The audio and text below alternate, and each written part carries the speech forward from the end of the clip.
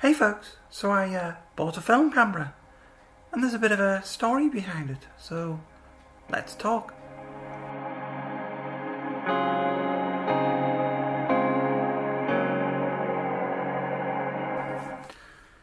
So yeah, film cameras. I guess when I started in photography, well, I wouldn't say I had an interest in photography. The first film camera I got actually was given to me by my dad, and it was an old Zenith E that he let me use. It was his old camera that he used to use when he was away in the Merchant Navy back in the 1960s. Weighed a ton, and it helped me get a little bit into photography. And I bought a Zenith B, which I've lost. I have no idea where it is. And after that, I never really got into cameras very much, other than a holiday in the mid-90s where I got one of those instant cameras. I think it was some Olympus AF30. I'll dig it out one someday and we'll talk about it. And then digital came along. I got a Fujifilm MX-1500, and the rest of the say was history. Over time I got better and better digital cameras, and here we are on the X-T4. But one thing that Fuji is very good at bringing you towards is it's always got some mysterious link back to the film days, and that's the thing that attracted me to the brand when I dumped Canon and moved to Fuji. And I did buy an adapter so I could use I've still got my dad's Zenith E camera, and it's got a Helios 44 vintage lens. It's a 58mm, if I remember correctly, f2. Tiny for a full frame lens. And it's a pretty sharp lens. Obviously it's completely manual, but it works great. So I thought, I want to get into this a bit more. I like these vintage lenses.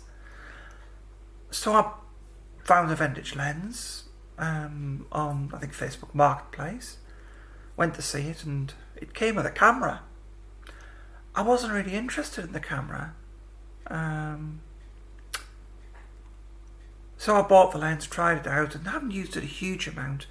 And it was a Fujinon 55mm, I think, f1.6. And I was looking for sort of super fast lenses. And then I got into thinking, well, what if I try getting back into film? Because other than a couple of shots, I've never really done much with old film DSLRs, and it's something I'm interested in. Apologies, I'm handhelling this, by the way, and my arm's a bit achy. I should have put it on the tripod, but needs must. I wanted to talk about this while strike while the iron is hot. Anyway, getting back to the point.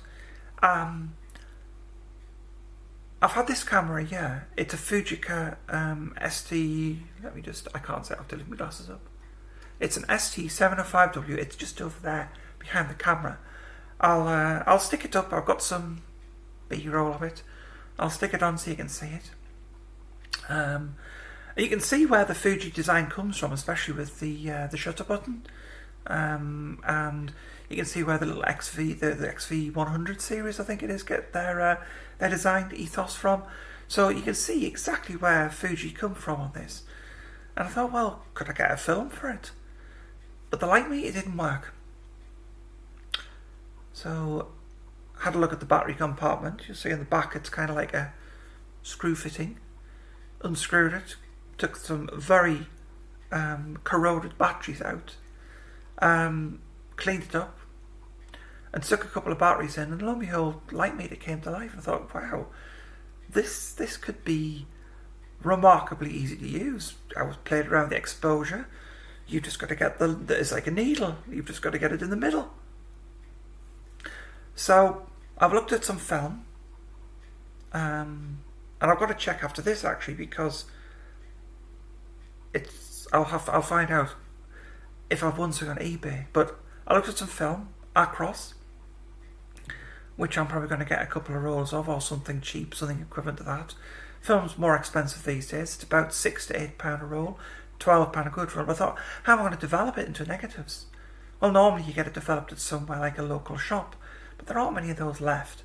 So I'm bidding on eBay, and I'll do another update probably later on in the week, if I'm lucky enough to get it, on a day like developing tank.